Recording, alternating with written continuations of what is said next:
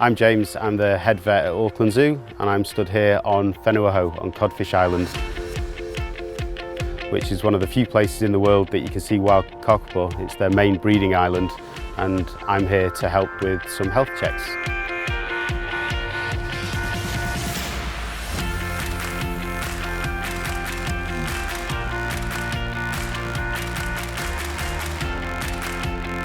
So just behind me you can see a New Zealand sea lion. So this is pretty much the most endangered pinniped in the world.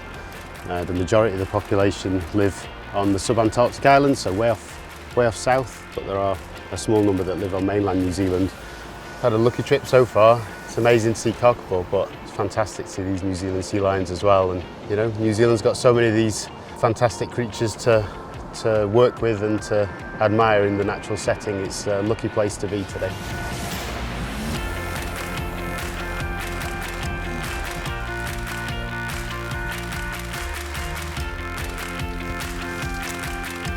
So this is Supplejack.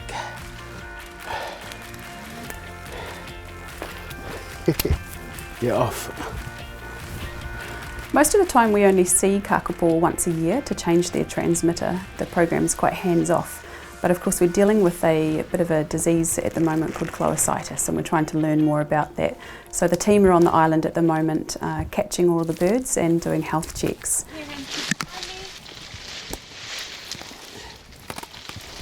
Pretty easy once we got to him. Hey dear.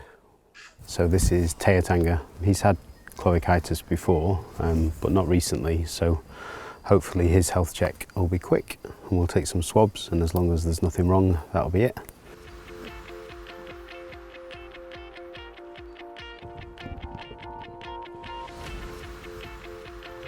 So when we're doing a health check on a kakapo, we start with a clinical exam. You basically start at one end of the animal and work to the other, and you look and observe at all the different bits. Is that all right? You're okay, you're okay, you're okay. So the cloaca is the hole out of which kakapo and other birds poo and wee, so they just got the one hole. And chloacitis means inflammation around the area, so they can have scabs or ulcers, sometimes even abscesses. This is a problem we've seen with increasing frequency over the last years, and we don't know why it happens and we don't know how to help. So we're doing lots of catch-ups this year to gather lots of data, and the analysis of that hopefully will help us understand what's causing this and if there's anything we can do to prevent it. He's one of my favourites. He's the third kakapo I ever met. I don't know what he's thinking inside, but he always seems so calm and quiet and stoical.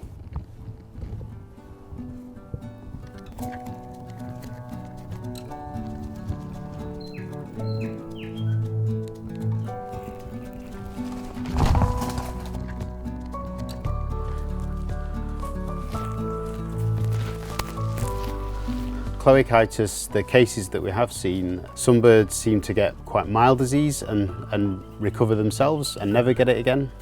Some birds have developed recurrent bouts of it, and we've got birds on the island that have had recurrent bouts of it for 5 or more years.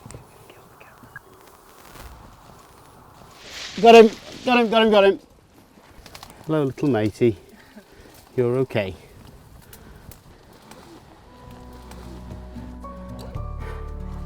Hey dear.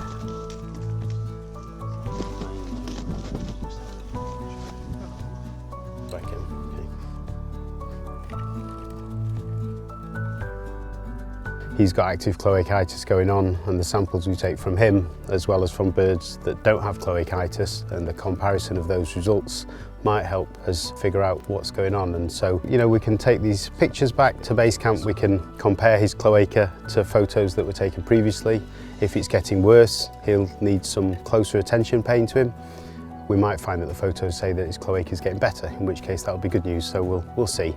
And that's why it's really important to have these time series, you know, regular checks over a period of time gives us so much more information than just one little snapshot every few years, which is what we've had previously. We've taken some blood samples and swabs and done our routine chloacitis check, but he also has this microchip that hasn't been working for a couple of years. It feels very loose under the skin, and as long as this one comes out easily like I think it will, then we can put a new microchip in.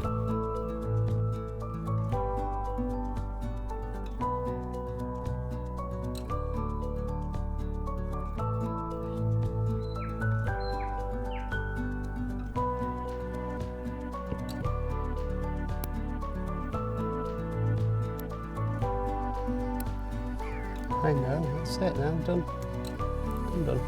Done. We've been able to take out his old faulty microchip and put a new one in.